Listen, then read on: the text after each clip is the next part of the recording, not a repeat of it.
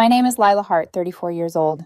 The steakhouse smelled like butter and old money, the kind of place where waiters glide rather than walk, and anniversaries come with scripted smiles. I'd booked the private room weeks ago, called ahead about my parents' favorite wine, even printed the little note the hostess would tuck into the menus, Happy 40th, from Lila and Mason. It was supposed to be simple. Sit, eat, honor what was good, pretend the rest didn't exist for an evening. Jill was already inside, the orange glow of pendant lights making her look like a polished coin. Doug had a drink welded to his hand, and their boys were hunched over tablets, sound effects pinging through the linen hush. "Oh, hey," Jill said over her shoulder, the way people greet a neighbor they barely remember. Mom gave me a distracted hug, her chin turning toward my father's glass. Dad didn't stand. He flicked 2 fingers in the air like a magician too tired to finish the trick. Mason squeezed my hand, his small, shy signal. "Can I get dessert?" he whispered, as if joy required permission in this family. "You can have whatever you want," I whispered back, and meant it. We took our seats. I helped him unfold his napkin, showed him where the chicken tenders hid on a menu that worshipped at the altar of red meat. "Bread?" Jill said brightly, tugging the basket toward Mason as if offering crumbs were a kindness. "We didn't order for your son." I blinked. Not at the sentence. I've learned sentences are just delivery systems for something older. But at the ease with which she said it. Then Dad, like a Greek chorus calling from a cliff, "You should have packed him something." It's the tone more than the words that breaks you. The assumption that you will swallow it. The small muscles in Mason's face flinched, the ones only a mother would notice, and Mom did not look up from her water. I don't remember standing so much as deciding to stop sitting. I lifted my hand. The waiter arrived like fate in a black jacket. "Please cancel any orders that haven't left the kitchen," I said, my voice steady, as if I were reading a grocery list, "and place everything already on the way on my father's bill. It's his anniversary, after all." I turned my head, found Mason's eyes, and smiled. "And my son will have the ribeye, medium rare, truffle mac, and a Coke. Make it quick, please." For 1 second, the room forgot how to breathe. Doug coughed. Jill stared as if I had flipped the table. Mom opened her mouth, then closed it. From the far end, Uncle Gary, a late addition to the guest list who never asked for permission to be kind, let out a single, low laugh. Aunt Denise didn't bother to hide her smile. The waiter nodded and slipped away, a conspirator in polished shoes. I sat. Mason took a breadstick, solemn as a prince accepting a scepter. He didn't say anything, but something unclenched in him, and it registered like the softest thunder. He knew I had chosen him over the script. Dinner lurched forward, plates rerouted, wine poured like an apology no one would make aloud. Jill's boys whined about delays, while Jill leaned into Doug's ear, whispering a sound that looked like a complaint in cursive. Mom and Dad's glances ping-ponged, searching for a lever to pull that would reset the room. I cut Mason's steak into stripes and listened to the air. "Lila," Dad said at last, voice paternal in the way men get when they want to sound like reason. "That was unnecessary." "What was?" I asked. "The spectacle." I looked at Mason, not at Dad. "The spectacle," I said evenly, "was handing a bread basket to a child while your grandsons waited on $100 steaks." Dad's jaw hardened. Mom said, "We're not doing this here," which always meant, "We won't do it anywhere you can win." We ate. We pretended. When the check arrived, Dad stared at it the way men stare at uncooperative televisions. His fingers hovered over the leather folder as if the math inside might attack. He didn't say thank you for the framed photo I'd wrapped in tissue and tucked beside the flowers. A restoration from their wedding, his hand on Mom's waist, both of them luminous and brave, before life turned them brittle. I handed the gift to the waiter. "Please set it on the table after we leave," I said, front and center. On the way out, my shoulder brushed the dessert tray. A plate shattered, a bright, clean sound, and I did not apologize. Mason's hand warmed mine. Outside, the city pretended to be a postcard. I buckled him in, drove home under a sky that looked like velvet with its breath held. The phone lit up before we reached our block. Calls, texts, voicemails blooming like mold in fast motion. "What is your problem?" From Jill. "Pay me back from Dad. You humiliated us from Mom." I put the phone face down in the cup holder and turned up the radio. Mason sang, a small, off-key bravery. At home, the quiet felt clean. I ran a bath for Mason, waited on the mat as he sculpted a foam crown, and made the rubber duck bow to him. "How was your steak?" I asked. "Better than the tenders," he declared, like a man who had traveled and returned wiser. After, I tucked him into flannel constellations. At the doorway, he rolled toward me. "Mom?" he whispered. "You didn't look scared." "I wasn't," I said, and realized it was finally true. The messages multiplied overnight. 14 missed calls, 8 voicemails that all sounded like the same person in different costumes. I made coffee. I didn't respond. Silence is not passive. It's a blade you learn to hold without cutting yourself. I answered emails. I packed Mason's lunch with the small ceremony only he will ever appreciate. Apple slices in a fan, notes on napkins, crackers arranged like tiny city blocks. At 9:42, tires crunched in my driveway. They didn't text. They never do. The doorbell didn't ring. My mother just opened the door like the lease had her name on it. Jill swept in behind her, arms folded, jaw squared for sport. Dad came last, a manila envelope dangling from his hand like a prop he couldn't wait to use. "Don't let them in," the part of me that was tired said. "Open the door." The part that had just stopped being afraid answered. I did. I didn't say hello. Neither did they. "You embarrassed the entire family last night," Jill fired first, voice already 3 notches too loud for my living room. She said it like a judge reading a sentence she enjoyed. "You made a scene," Mom added. "You disrespected your father." These are the same people, I told myself, who once screamed at a Chili's over a forgotten coupon and felt the strange urge to laugh. Dad placed the envelope on the counter, tapped it like a pulse. "The invoice for the private room," he said. $1,000. "Since you bailed on your responsibility, we expect you to pay your share." Mason was on the couch, switch in his hands, eyes forward but ears open. The old me would have tried to tidy the air. The new me picked up my phone. "Uncle Gary," I said when he answered. "They're here." "We'll be there in 10, he said. No lecture, no sigh, just arrival. Jill started again. Something about how I think I'm better than everyone else. Mom tried to triangulate. We are deeply humiliated. Dad adjusted his stance into authority. I let the noise play itself out like a car idling with no key. The side door opened. Uncle Gary and Aunt Denise threading into the scene like the only adults on stage. Mom's smile deflated. Jill muttered to Doug's absence, as if saying his name might summon his spine. Dad's expression soured, like he'd bitten a truth he couldn't swallow. I faced them across the counter, the envelope between us, like a dare. "I've decided I'm done supporting Jill," I said. The words were unembellished, a clean cut. "She's not my child. I'm not her safety net. I've been covering half her rent for most of a year. That ends today." Jill's voice rose, but I didn't look at her. Mom turned to Uncle Gary, recruiting. Aunt Denise stepped in, voice calm as a ledger. She listed what I'd carried: money, babysitting, late-night rescues, emotional triage, and asked one question that split the air. "When's the last time any of you helped Lila?" Silence rearranged the room. I opened the envelope, scanned the 4 sterile numbers. "I'll give you 500, I said, not out of obligation, out of pettiness for my own sleep. Dad's palm hit the counter. Mom's face folded into an origami of accusation and pity. Jill leaned forward like she might launch. "Get out," I said. They didn't move, so I walked to the door and opened it. The quiet between us turned into gravity. Uncle Gary stood too. That broke the stalemate. Old hierarchies respect tall men with gentle eyes. They left, muttering, letting the door slam because it's easier than admitting it's over. The lock clicked. I stood a while and felt nothing heroic, just room in the air where their noise used to be. I wanted that to be the end. But families who live by spectacle do not exit quietly when the stage lights dim. They look for a bigger theater. I picked up my phone. The notifications multiplied, little red flags waving in a storm I no longer planned to stand in. I put the phone down, pressed my palm to the counter to feel something solid. In the corner of my eye, the manila envelope sat open like a mouth.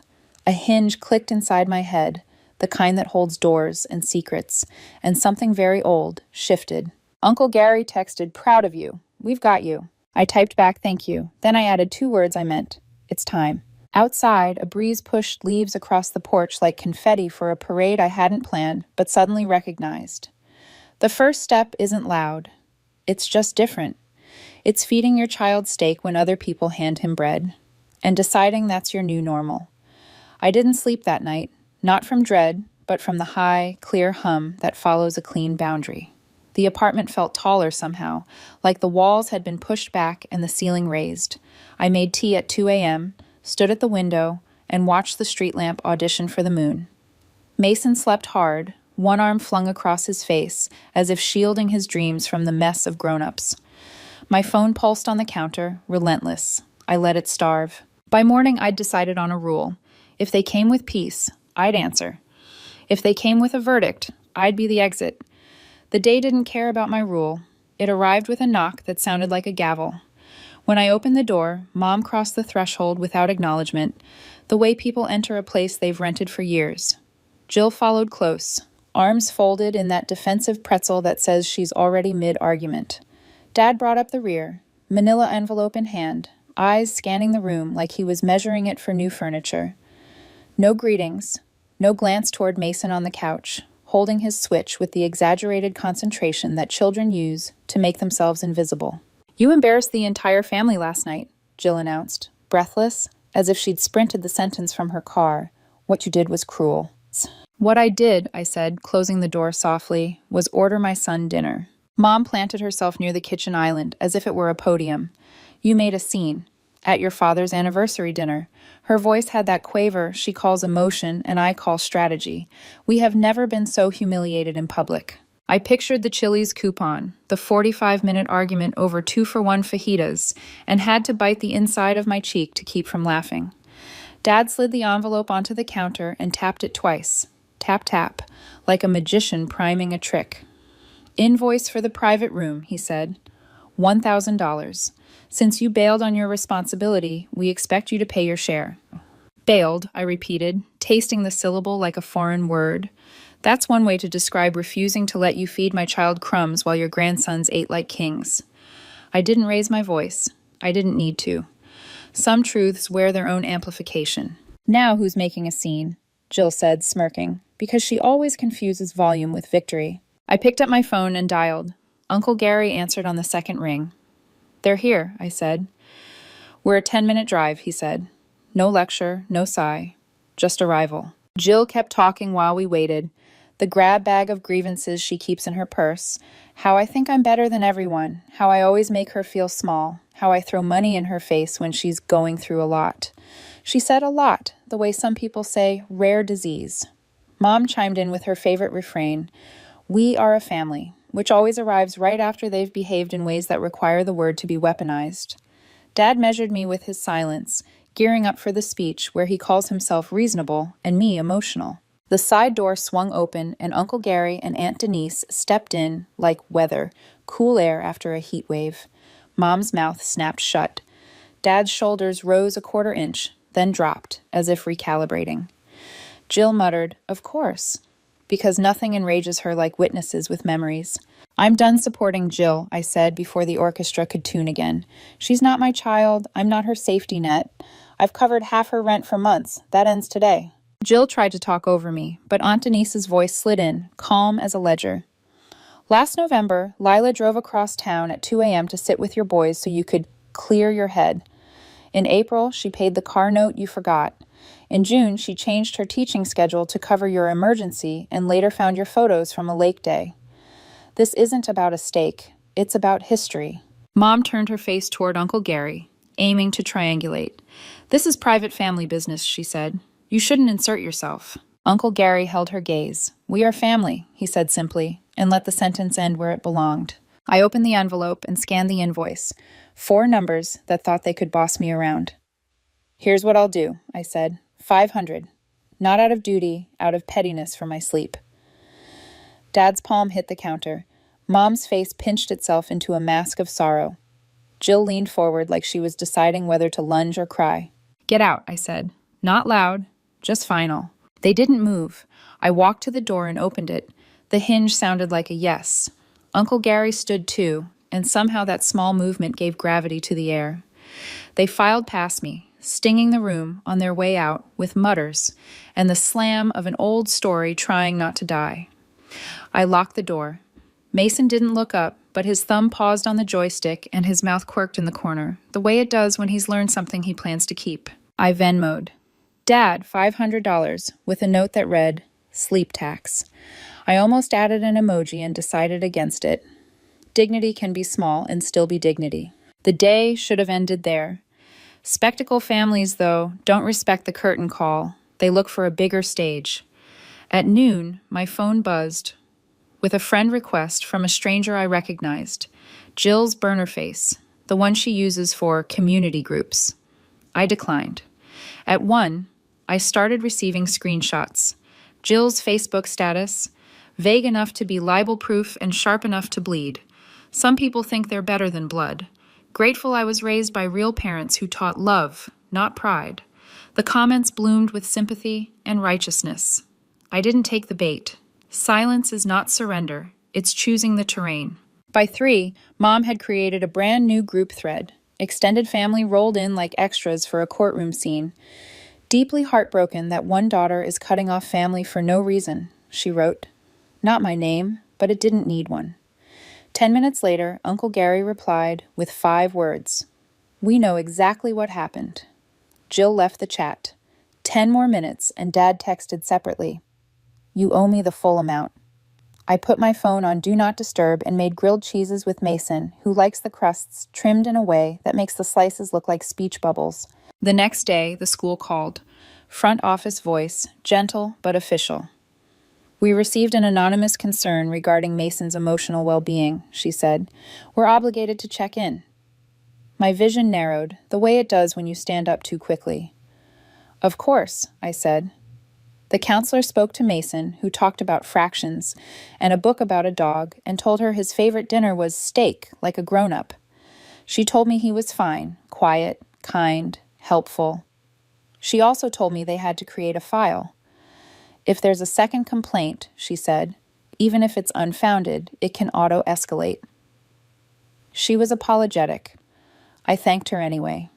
When I hung up, my hands were very steady. I placed a sticky note on the folder on my desk and wrote, They escalate when ignored. At dusk, Dad arrived at my work lobby. He told the receptionist he was leaving a family photo.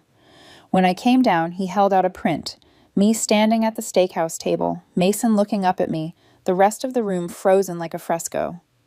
He'd circled himself in red marker and written, This is who you embarrassed. I didn't touch the paper. Please leave, I said. He did. He didn't look back. That night, I let myself sit on the edge of the bed and feel everything at once. The disbelief that this was my particular lottery of parents and sister, the grief for all the dinners behind us, where I swallowed it, the relief that I was done. I could have gone nuclear. I could have posted receipts and screenshots and faces at the poor lighting of truth. Instead, I pulled out stationery and wrote 2 letters, one to my parents and one to Jill. Handwritten. Simple. I want peace. I won't be guilted, blamed, or manipulated. If we move forward, it must be mutual, respectful, honest. I mailed them the next morning. I allowed the universe a week to prove itself. It answered with a photo. Mom and Jill's boys, cheek-pressed and captioned, Family is everything, even if some forget what that means. It didn't make me angry. It made me empty, the way a stage looks after a show. Confetti clinging to the floor, a chair knocked over, the echo of a laugh that never belonged to joy. So I said yes to the thing I'd been circling since the steak touched Mason's plate. Let the truth do the work. I emailed my landlord for rent records showing my months of payments toward Jill's apartment. He sent a neat PDF within the hour. 7 months. $5,700. I printed and highlighted and mailed it to Jill in silence. 12 minutes later, she texted a screenshot of her Venmo balance, $34, and 4 words, Take me to court then. I didn't reply. I posted anonymously in a small parenting group instead, a question about forgiving a sister who took money and made you the villain for setting a boundary. The replies poured in, anger on my behalf, stories that rhymed with mine. A stranger DM'd me with a photo from a pool party. Jill in a designer dress the weekend she told me she was broke because Doug was in the ER and I sent her $200. I saved it all. I didn't share it. I waited. And because the universe is ruthless and kind, it handed me the sharpest mirror in a dusty garage. A box from childhood, crayon drawings, old birthday cards, and an envelope not addressed to me at all, Mom to Dad, 22 years ago, a week after Jill was born. I wasn't supposed to see it. The handwriting wobbled, then steadied. She wrote about being tired, about not wanting another child, about feeling like she was faking it. Then the sentence that froze the room around me. I don't think I'll ever bond with this new baby. I feel like I'm faking it. I'm too tired to try. Me, not a theory, a sentence made of ink. I sat on the garage floor for an hour, the concrete leaching heat from my legs, and watched 1,000 small moments reorder themselves. The way she withheld praise like it cost her blood. The way she turned toward Jill's chaos with a softness she never kept for me. The way I had always had to earn what should have been an inheritance of ordinary love. That night, when Mason slept and the apartment clicked into its quiet, I opened my laptop and wrote a single email. No subject. No signature. A list. Dates and amounts. Screenshots and messages. The pattern of taking, and the punishment when I said no. Then one photo attachment, the paragraph from the end of the letter. Not the whole thing, just the line she'd buried and I'd been living under. I hit send. Then I blocked every number, every email, every account. I didn't do it out of vengeance. I did it to remove oxygen from a fire that only grows when you fan it. I believe that might be the end of it, but people who need control will take a match to your life if the lights go out on their stage. Less than 48 hours later came the knock that sounded like the state. 2 women at my door, plain clothes, badges. Child Protective Services, one said, careful and kind. Someone had reported a concern. Anonymous, of course. And in that moment, something old in me died and something efficient replaced it. If this was the game, we were leaving the stadium. The knock was firm, not frantic, practiced. 2 women stood there, both wearing that mixture of professionalism and quiet apology that comes with hard jobs. "Are you Lila Hart?" the taller one asked, showing her badge. "Yes," I said, gripping the doorknob a little too tightly. "I'm Dana. This is Priya. We're with Child Protective Services. We received an anonymous report concerning your son, Mason." The air left the room in one long, invisible exhale. Mason.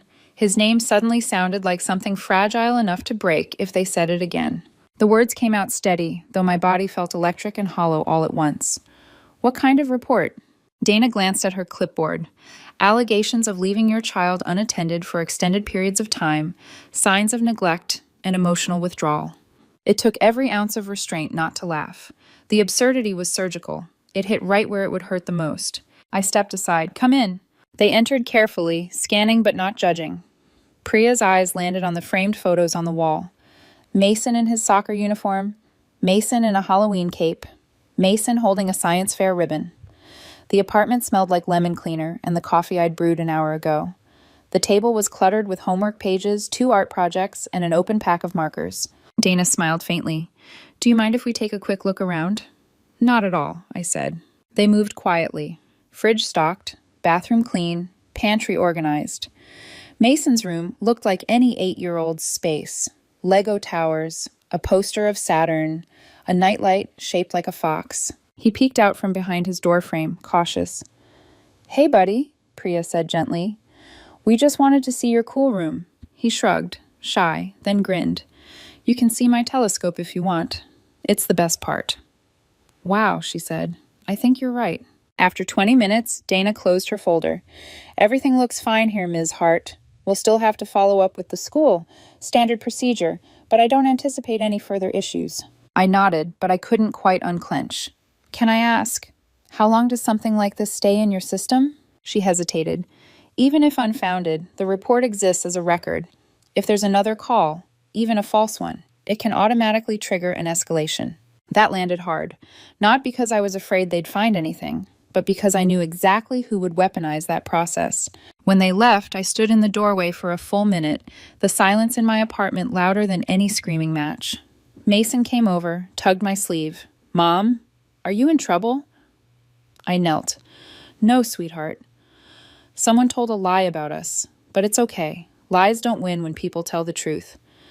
He nodded, solemn as a judge. Okay. Then he added, Can I still bring my telescope to show and tell? That was the moment I felt my throat tighten. Absolutely, I whispered. You can show them the whole universe. I called Uncle Gary as soon as Mason was asleep. I told him everything. The knock, the clipboard, the way one of the caseworkers had apologized with her eyes. He didn't sound surprised. That, he said, was the warning shot. You need to move, Lila. Not houses. Strategy. They're not trying to hurt you physically. They're trying to exhaust you. The next morning, I started building my defense the way some people build arcs. I pulled the receipts from my desk drawer, rent transfers to Jill's landlord, each one neatly time-stamped. Then the Venmo history, grocery runs I covered, medical copays she'd promised to pay back when things calmed down. I opened an email folder I'd labeled Proof. Inside were screenshots of texts, apologies, and one particular message from Jill that now felt like foreshadowing. You're the only one I can count on. Don't ever change. I printed everything. Then I organized it into labeled folders like a lawyer would. Financial, messages, family threads, photos. The act itself steadied me. Paper doesn't gaslight. While sorting through old boxes for anything useful, I found one labeled Memories. Fragile. Inside were childhood photo albums, loose drawings, and birthday cards Mom had once claimed to cherish. At the bottom lay an envelope yellowed by time. It was addressed to my father, dated 22 years ago, a week after Jill's birth. My first thought was that I shouldn't read it. My second was that it probably wasn't the first thing Mom had hidden from me. So I did. The handwriting was unmistakably hers, neat, controlled, each loop perfect like a woman, desperate to stay composed. She wrote about exhaustion, about the endless crying, about how hard it was to adjust. Then came the sentence that split me open like light through glass. I don't think I'll ever bond with this new baby. I feel like I'm faking it. I'm too tired to try. It didn't say my name, but it didn't need to. The date did the work for her. I was the new baby. I stared at those lines until the words blurred. It wasn't just neglect. It was confession. She had written the first draft of the rejection I'd been rewriting my whole life. Suddenly, every cold shoulder, every favoritism disguised as mercy, every moment I'd begged for approval made sense.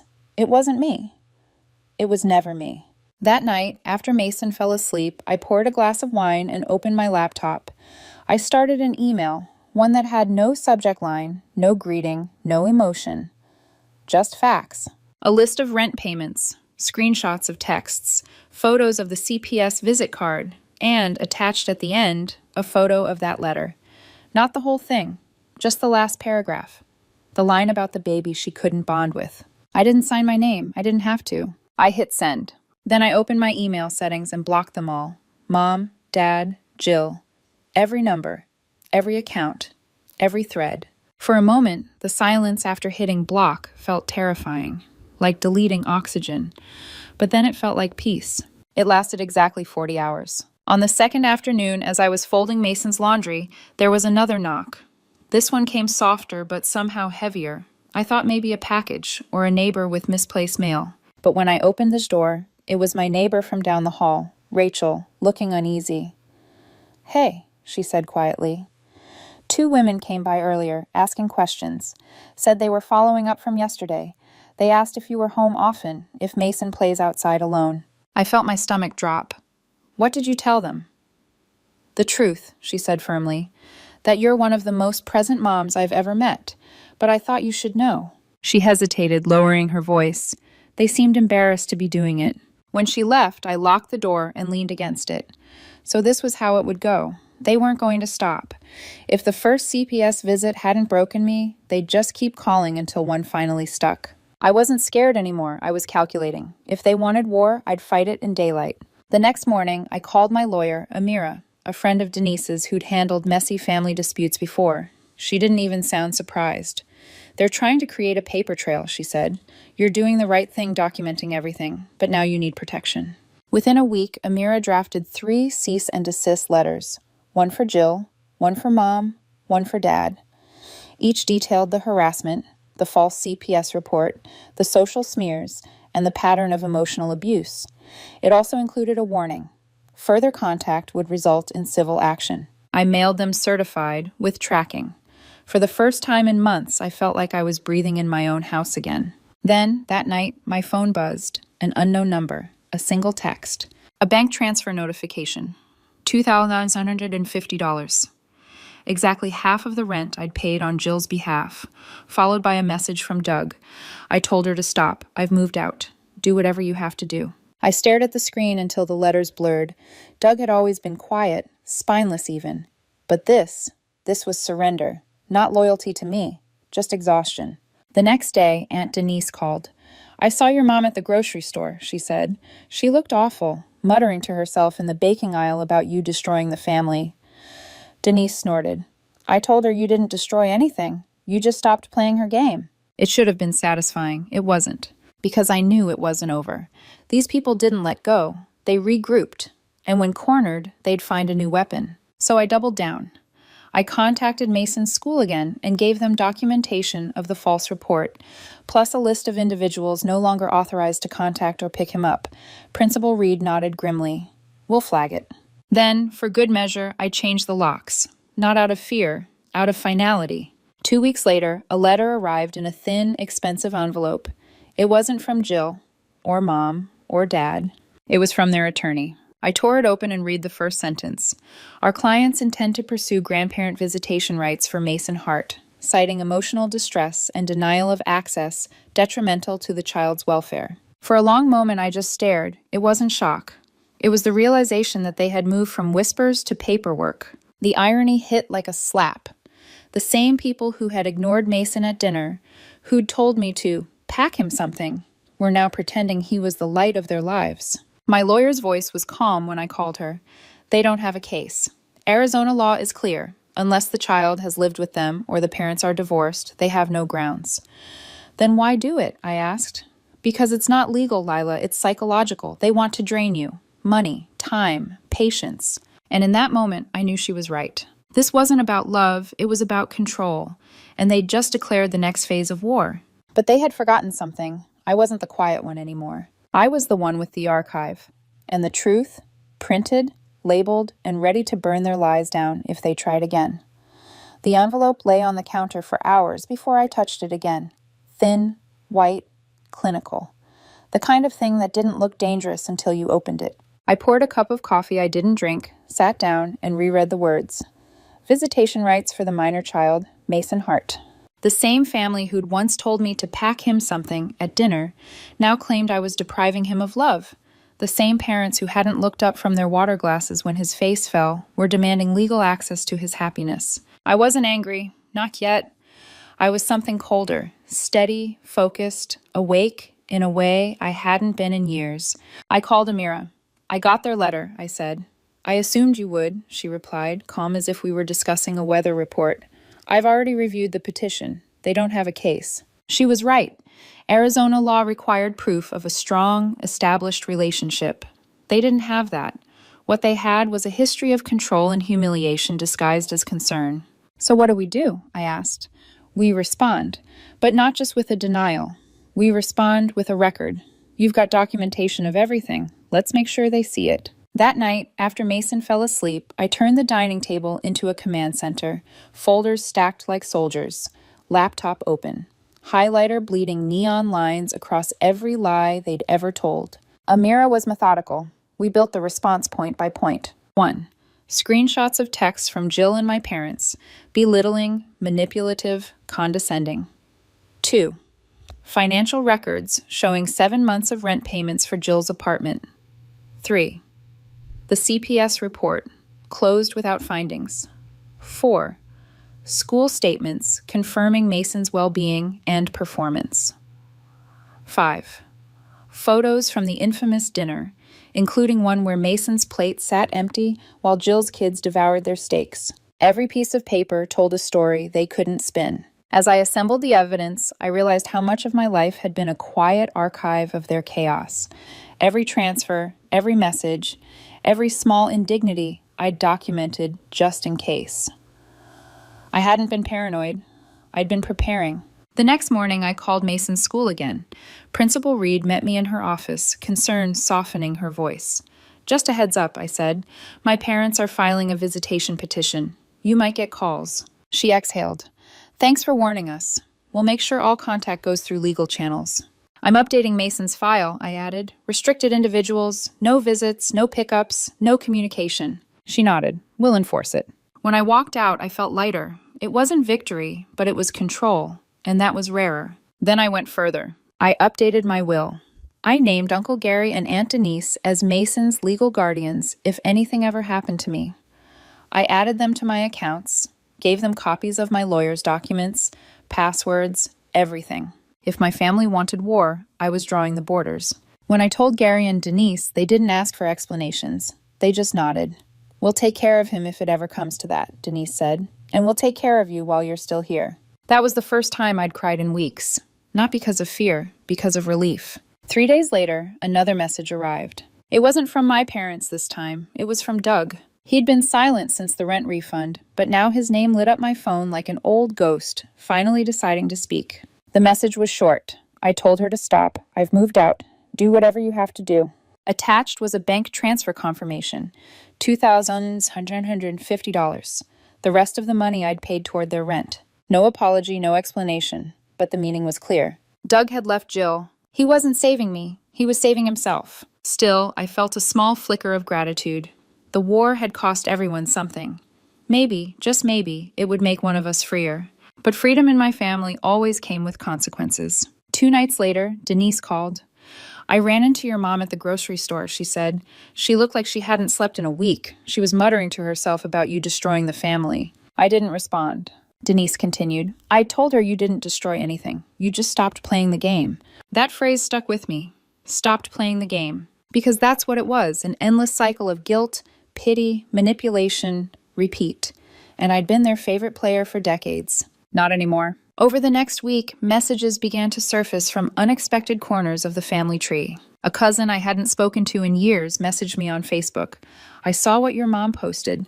Just wanted you to know, Jill borrowed $600 from me last year and never paid it back. Blocked my number after a month. Then an aunt I barely knew texted. She called me crying after a fight with Doug. I drove 2 hours to get her. Never even got a thank you. Story after story arrived, each one a small puzzle piece that fit perfectly into the pattern I'd lived inside. It turned out I wasn't the only one they'd drained. I was just the last one left standing. Amira filed our official response the following Monday. It wasn't just a denial, it was a dismantling. The document opened with one line. The respondents categorically reject all claims of interference, citing a documented history of harassment, emotional manipulation, and provably false reports initiated by the petitioners. We attached everything, every receipt, every screenshot, every file from CPS, clearly marked unfounded. We didn't argue their love, we argued their behavior. 2 days later, Amira forwarded me the update. The court had dismissed their petition without a hearing. The official reason, lack of standing. Insufficient cause. The unofficial reason was something simpler, truth backed by proof. That night, I finally slept without keeping one ear open. But the quiet didn't last. The next morning, my friend Maya, who worked in social media moderation, sent me a message. Hey, weird question. That CPS report you told me about. Do you want me to check something? I hesitated. What do you mean? We can't give you names, but I can look into the IP address that filed it. Sometimes it's public info if it came through the online submission system. I stared at the screen. My hands were shaking before I even typed. Yes, please. An hour later, she called. I can't say much, she said carefully, but let's just say the submission came from a familiar neighborhood. The air went still. My parents' street. That was all I needed to know. It wasn't about justice anymore. It was about certainty. The people who gave me life had tried to weaponize the law against me. The sister I'd protected had used institutions to control me. They wanted me to feel helpless. Instead, they'd made me fearless. I spent that night writing one last document, not for court, not for lawyers, just for me. I listed every event in order, every escalation, every time I chose silence over spectacle. At the end, I wrote one sentence. They will never own my peace again. Then I closed the notebook, turned off my phone, and sat in the quiet. For once, silence didn't sound like waiting. It sounded like victory. The letter I wrote that night was different from the others. It wasn't for court or CPS or anyone who would stamp it with a seal. It was the final version of my voice, unedited, unshaken, unafraid. By dawn, I printed 3 copies, one for my parents, one for Jill, one for me. I folded them into separate envelopes, no return address, just my handwriting on the front. The kind of handwriting my mother once corrected with a ruler when I was 9. The paper trembled only once, when I wrote the last line, then it stilled. The next morning, Mason woke up early, hair a soft mess, eyes bright from a dream he wouldn't tell me about. He padded into the kitchen and asked, "Can we have pancakes?" "Yes," I said, smiling. "We can have everything today." While he measured flour with exaggerated seriousness, I slipped the letters into my bag. When the pancakes were golden and stacked, he looked up. "You're smiling," he said. "You look lighter." "I am," I told him. "We're almost done with something." He nodded, accepting the mystery with a child's trust. After I dropped him off at school, I drove to the post office. The sky was the color of wet steel, heavy but not yet raining, the kind of day that smelled like closure. I stood in line between a woman mailing Christmas cookies and a man sending a care package to his son overseas, normal life humming around me. When it was my turn, I slid the envelopes across the counter. "Certified mail," I said. "To 3 addresses?" the clerk asked. "Yes," I said. 3 ghosts. The clerk laughed politely, not realizing I wasn't joking. 2 days later, Amira called. "Good news," she said. "The court officially dismissed the petition. It's over." I closed my eyes. Over? Yes, permanently dismissed.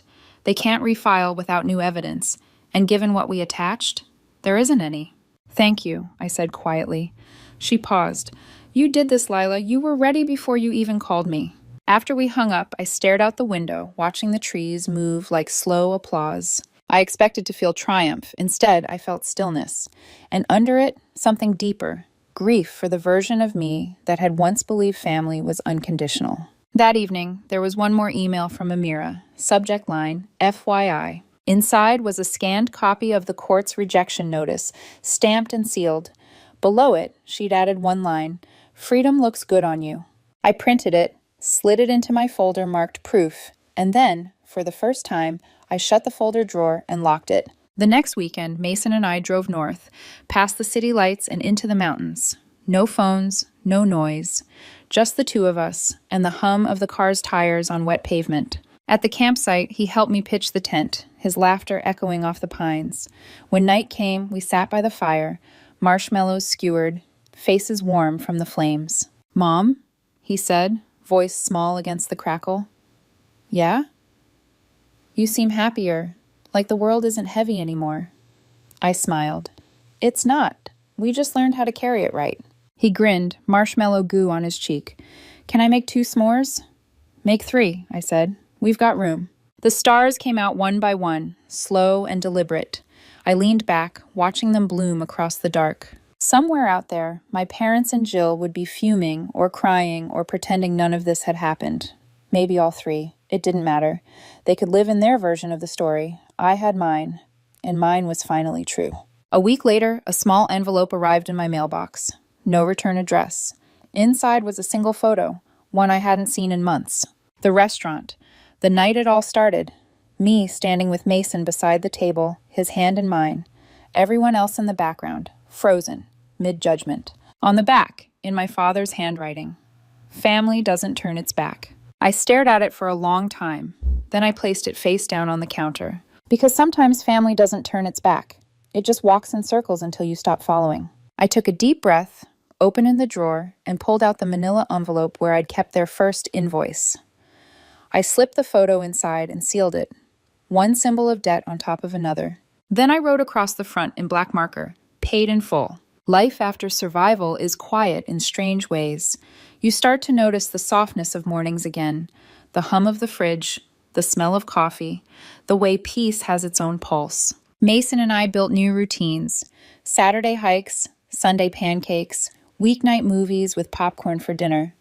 The world didn't end without them. It got better. Some nights, when the wind hits the windows just right, I still hear echoes. Mom's sighs, Jill's biting tone, Dad's disappointed silence. but they sound distant now, like radio static from a station I stopped tuning into. One evening, months later, I found the framed wedding photo I'd left at the restaurant. The waiter had apparently mailed it to my address after the chaos. For a long time, I didn't know what to do with it. It showed them, young, incandescent with promise. The version of them that might have loved right before exhaustion and resentment built walls between everyone. I set it on the mantel next to a newer picture, Mason and me at the campsite, laughing with smoke in our hair and light in our eyes. 2 generations, 2 stories, one breaking the other's pattern. A year after it all ended, Mason brought home a school project titled My Family Tree. He'd drawn it in colored pencil, branches wide and bright. At the top, he'd written our names, Lila and Mason Hart. Below, in smaller letters, he'd added Uncle Gary and Aunt Denise. I asked him, why them? He shrugged. Because they're roots, not leaves. Leaves fall off. I had to look away so he wouldn't see my tears. Sometimes I still get messages from strangers, people who've seen Jill's old posts or my mom's vague laments about the daughter who broke the family. They ask, do you ever regret it? And my answer is always the same. I regret every year I thought silence was love. The night I finally burned the last letter, I did it in the backyard. A small fire in a tin bowl, nothing dramatic. The flames curled the paper, blackened the edges, and turned their words to ash. Mason watched from the porch. Is it over now? He asked. Yes, I said, watching the last ember fade. Completely. He smiled. Good, we can start new stories. I ruffled his hair. Yes, we can. As the smoke rose, I thought about that first dinner. The steak, the bread basket, the moment I finally stood up.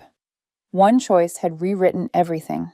People think survival happens in grand gestures, but sometimes it's just ordering your son the meal he deserves and refusing to apologize for it. The sky above us deepened to indigo, stars blinking awake. I took a breath that felt clean, whole, and for the first time in my life, I knew exactly who I was. Not someone's disappointment, not someone's caretaker, not someone's scapegoat. Just Lila, mother, free.